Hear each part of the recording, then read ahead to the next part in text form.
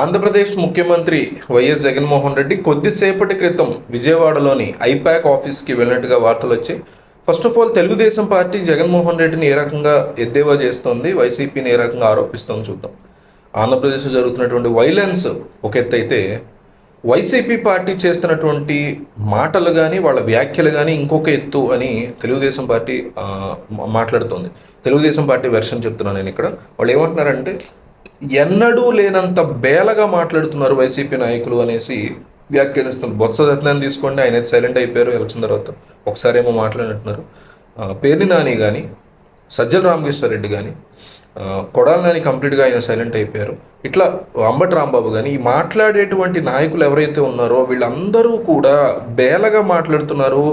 అధికారంలో వాళ్ళు లేరు, వేరే వాళ్ళు ఉన్నారు అన్నట్టుగా మాట్లాడుతున్నారు. ఆల్రెడీ ప్రతిపక్ష నాయకుల్లాగా మాట్లాడుతున్నారు. వీళ్ళ యొక్క మాట తీరు చూస్తేనే మీకు అర్థమైపోతుంది చంద్రబాబు నాయుడు ముఖ్యమంత్రి అవ్వబోతున్నారు అంటూ తెలుగుదేశం ఒక సెపరేట్ వెర్షన్ని వినిపిస్తుంది.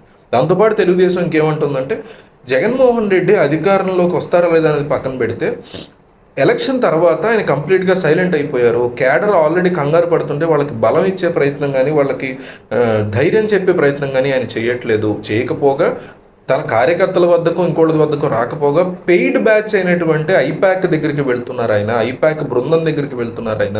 ఇది కరెక్ట్ పద్ధతి కాదు అంటూ కూడా తీవ్రమైనటువంటి వ్యాఖ్యలు చేస్తుంది తెలుగుదేశం పార్టీ. అయితే ఐపాక్ ఆఫీస్లోకి ఆయన ఎంటర్ అయిన తర్వాత కూడా తెలుగుదేశం ఇంకొక వెర్షన్ని తన మీడియాలో బయటకు వదిలింది. ఇదంతా నిజమని అనుకోవట్లేదు, బట్ చెప్తున్నా, వాళ్ళ వెర్షన్ చెప్తున్నా.